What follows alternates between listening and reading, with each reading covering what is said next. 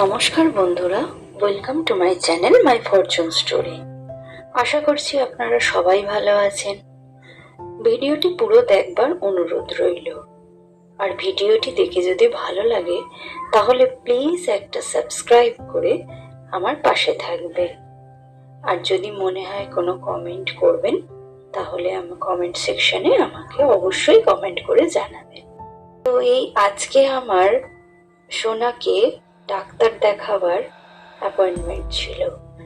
জ্বর হয়েছিল, তারপর ডাক্তার বলেছিল যে যদি মনে হয় যে আর একবার দেখাবার দরকার আছে তো চলে আসবেন। তো এত গরম বলে আমি ওকে ডাক্তারটা দেখিয়েই নিলাম। এরপর ডাক্তার দেখিয়ে আমি তো ছোটদির বাড়িতেই চলে এসেছিলাম। ছোটদির বাড়িতে আজকে শীতলা পুজো। তো শীতলা পুজো বলে এসে দেখলাম বেশ দোকান টোকান বসে গেছে। তো যখনই আসি এই মাঠটাকে দেখি ফাঁকা পড়ে আছে। তো সেই অনুযায়ী দেখছি যে আজকে মাঠটা পুরো ভরা, লোকজন আস্তে আস্তে আসছে, দেখতে বেশ ভালো লাগলো। তাই জন্য আমরা ড্রেস চেঞ্জ করে আর চলে এলাম। একটু বসেছিলাম, একটু ঠান্ডা জল খেলাম, তারপরে চলে এলাম মেলাটা দেখতে।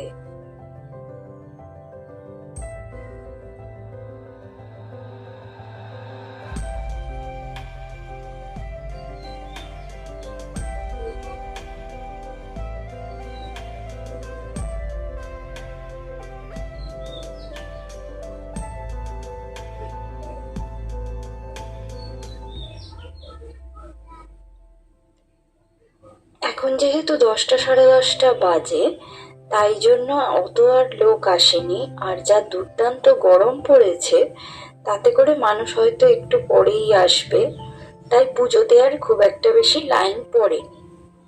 কিন্তু মামনি গিয়ে তাড়াতাড়ি লাইনটা দিয়ে বলল পুজোটা আগে দিয়েই নি, তারপরে বসা যাবে। আর এই যে নতুন মন্দির তৈরি হয়েছে, আসলে নতুন মানে এই মন্দিরটা ছিলই, কিন্তু এই বছর ভেঙে তৈরি হয়েছে। এরই মধ্যে মায়ের গলায় কত মালা পড়ে গেছে। আমরা আবার ফিরে এলাম পুজো টুজো দিয়ে। ফিরে এসে দেখলাম বিশাল লাইন পড়েছে ডন্ডি দেওয়ার জন্য। এখানে রীতি অনুযায়ী গ্রামের অনেক লোকই এখানে ডন্ডি দেয়, এই পুকুরে দিয়ে মায়ের কাছে পুজো দেয়। তো দেখলাম এখানের কালচারই এইটা, কারণ একটা ছোট্ট বাচ্চা থেকে শুরু করে বয়স্ক বৃদ্ধ মহিলারাও এখানে ডন্ডি দিচ্ছে, দিয়ে পুজো দিচ্ছে। কত ছোট ছোট বাচ্চাদের দিয়েও এটা এরা করাচ্ছে। আসলে এটাই এদের আনন্দ।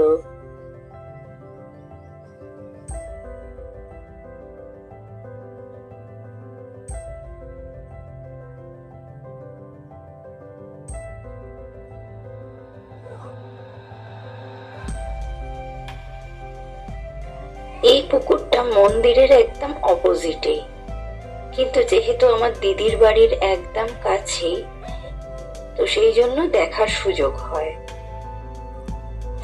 আমি তাড়াতাড়ি স্নান সেরে নিলাম।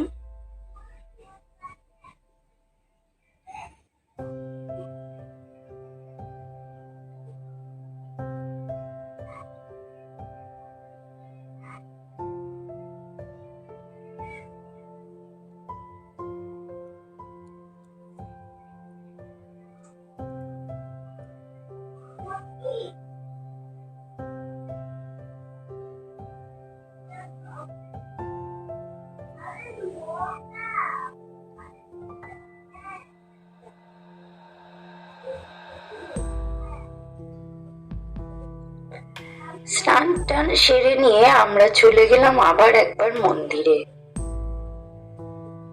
তখন দেখলাম যে মন্দিরে অনেক কিছু দোকান টোকান বেশি এসেছে। তো মেলাটা আর একবার ভালো করে ঘুরে নেওয়া গেল। আসলে এইরকম বাড়ির একদম অপোজিটেই মেলা, কোনোদিন পাইনি তো, ওই জন্য যেন আনন্দটা একটু বেশি হচ্ছে। এখন ব্যবসায়ীর সংখ্যা বেড়েও যাচ্ছে। আস্তে আস্তে এরা এসে যে যার জায়গা নিয়ে বসে যাচ্ছে।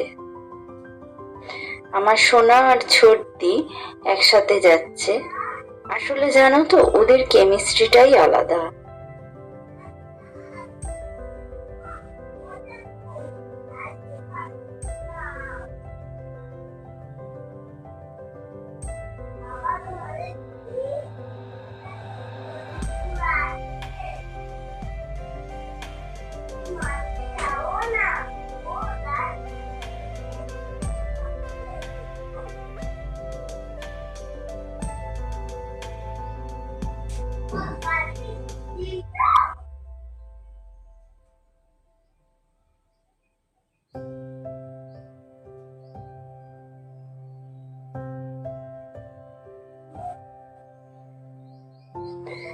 বাড়িতে এসে ছোটদি পান্তা ভাত করেছিল, সেই ভাত খেয়ে একটা লম্বা ঘুম দিলাম। এরপর সন্ধেবেলা হতে আমরা সবাই তৈরি হয়ে বেরিয়ে এলাম আবার মেলা দেখতে। মেলায় বিভিন্ন দোকান বসেছিল, বিভিন্ন দোকান দেখলাম। আর খাওয়ার মধ্যে ওই ফুচকা, আইসক্রিম, ঘুগনি এইসবই ছিল। তো আমরা একটু ফুচকা খেয়েছি আর খেয়েছি আইসক্রিম। আইসক্রিমটা না খেলেই নয়, এত গরমে আর পারছিলাম না আইসক্রিম না খেয়ে।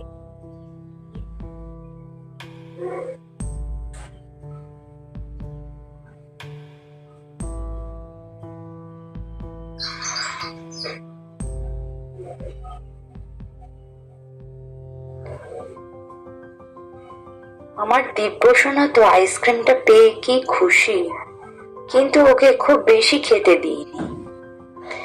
এরপর মন্দিরের ব্যারিকেড তুলে দিয়েছে, এখন সবাইকেই যেতে দিচ্ছে।